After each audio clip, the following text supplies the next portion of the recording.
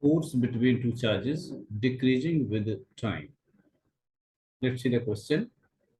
Two identical charge spheres suspended from a common point by two massless strings of length L are initially at a distance x. X is less than L apart because of their mutual repulsion. The charges begin to leak from both the spheres at a constant rate. As a result, the spheres approach each other with a velocity v. On what power of separation does this velocity depend? Let's analyze the problem. These are two charged spheres having charge q on each, and this is string OA and OB.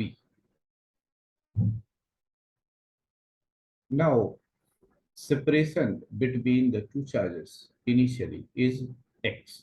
So this is midpoint. So this portion will be x by 2. This portion will be also x by 2. Now let's calculate the force between two charges. So electrostatic force F is equal to Q into Q, that is Q square divided by 4 pi epsilon naught x square. Now we can apply force law in triangle OCA. So rule says force divided by side parallel to it is constant. That is, if we take force F, then we will consider side AC.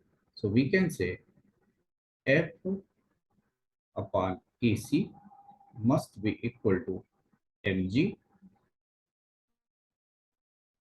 Side parallel to it is OC. Now we put values. AC is x by 2 and OC will be root of L square minus x square by 4. So Q square divided by 4 pi epsilon naught x square times x by 2 equal to mg divided by OC. OC is root of L square minus x square by 4. Here approximation is given that x is less than L, then x square by 4 is negligible with respect to L square. So we can ignore this. Then we will get mg divided by L. Now we can write it further. So it will become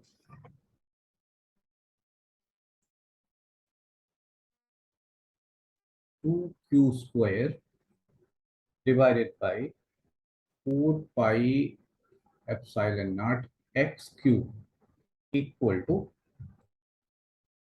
mg divided by L, as I told you from here. So this is mg upon L, and this 2 will go to numerator 2q square, and this x square and x will become x cube. So 2q square divided by 4 pi epsilon naught x cube equal to mg upon L, or q square equal to mg times 4 pi epsilon naught x cube divided by 2L. Now we can write q here, mg 4 pi epsilon naught 2L, all are constants. So this is equal to k. So we can write q square proportional to x cube, or q proportional to x power 3 by 2. Or we can write q equal to a constant times x power 3 by 2. Now, since charge is leaking with the time, so we have to find out dq by dt. So dq by dt equal to a times differentiation of x power 3 by 2 with respect to t will be 3 by 2 x power 1 by 2 times dx by dt. And we know that dx upon dt is velocity. So dq by dt equal to 3 by 2k x power half times v. Now, v equals dq by dt times 2 by 3 times k.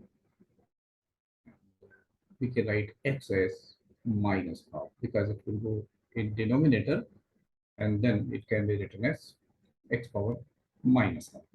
These all terms are constant, so we can say that v is directly proportional to x power minus half. Our question was, on what power of separation does this velocity depend? Here we have got v proportional to x power minus half. Thus, velocity depends on negative half power of separation between the two charges. Thank you for watching.